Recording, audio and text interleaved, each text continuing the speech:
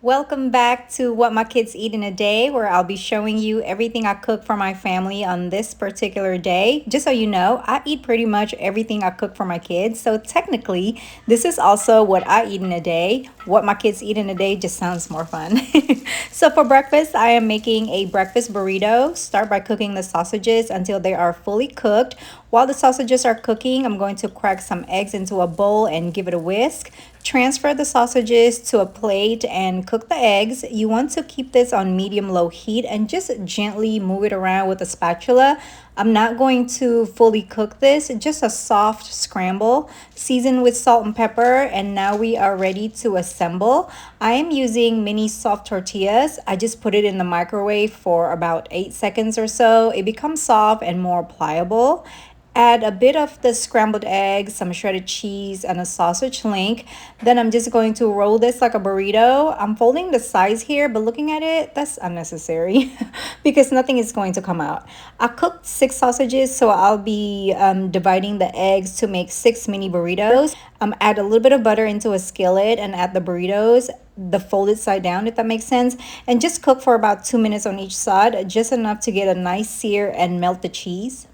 You can also make larger burritos. I would suggest cutting the sausages instead of leaving them whole. I'm putting 2 burritos on each plate with a little bit of salsa.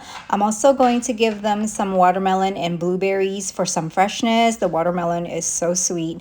This is what is left on their plates. They didn't touch the salsa but ate most of everything else.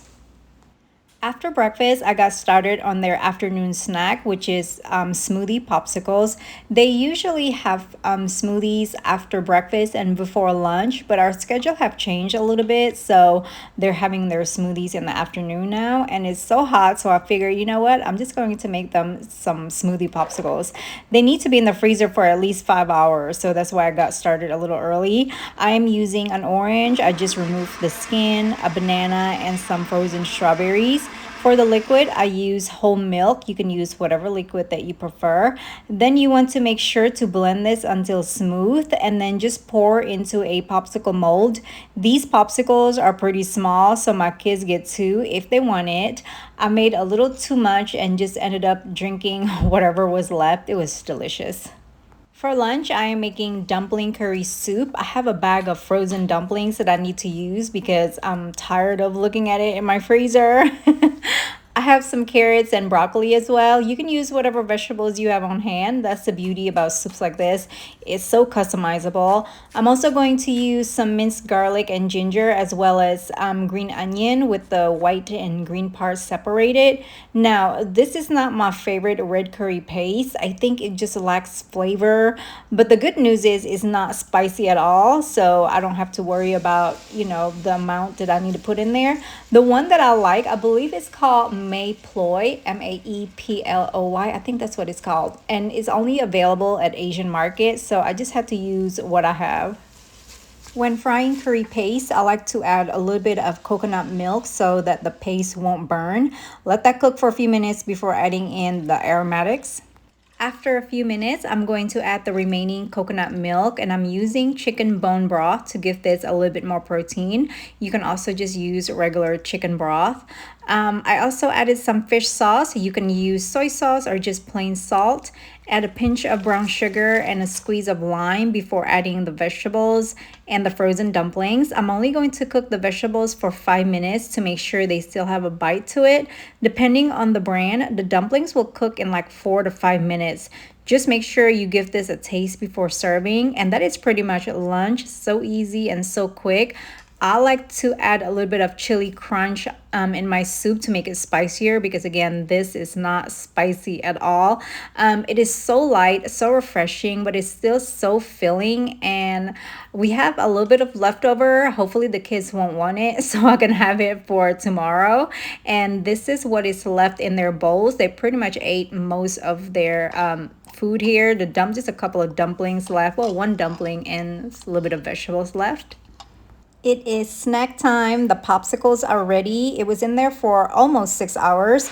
I didn't show it in the video, but you want to make sure to run some water on the popsicle mold. It's going to help with taking out the popsicle super easily.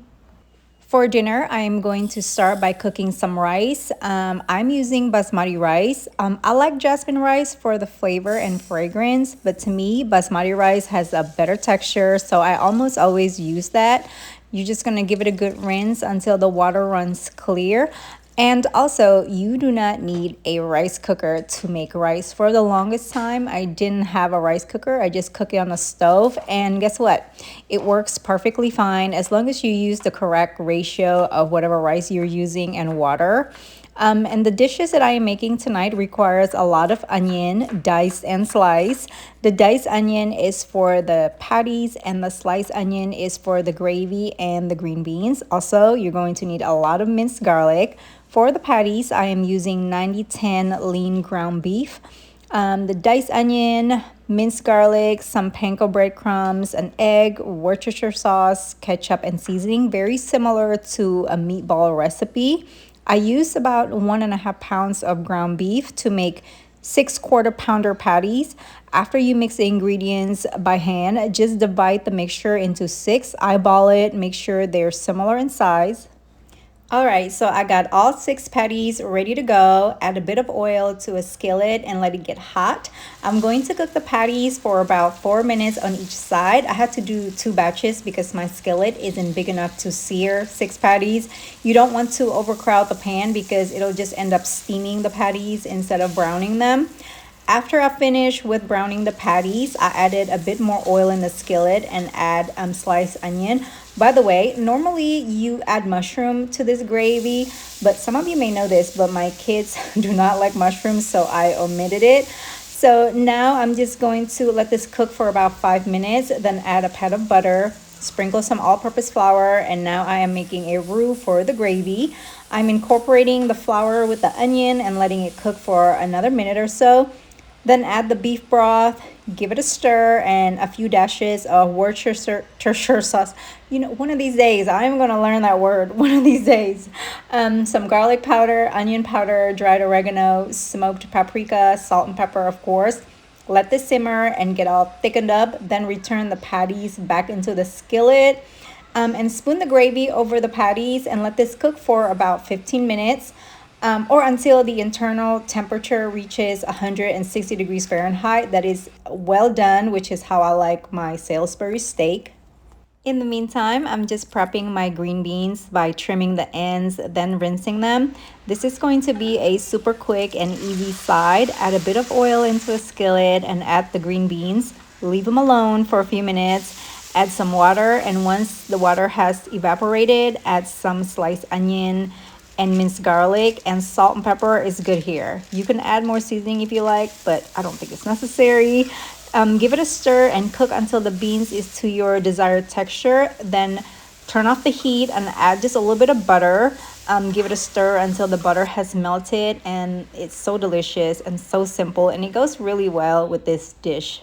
I am serving this with some rice. Normally you would eat this with mashed potatoes, but a couple of things. I think rice and gravy go really well together, and my kids prefer it with rice. And number 2, I just didn't feel like making mashed potatoes, and this is what is left in their plates. For dessert, I gave them these mini mango cheesecake things that I got from Whole Foods. They were so cute and so delicious. And that's it. I hope you guys have enjoyed this video. I will see you next time. Bye.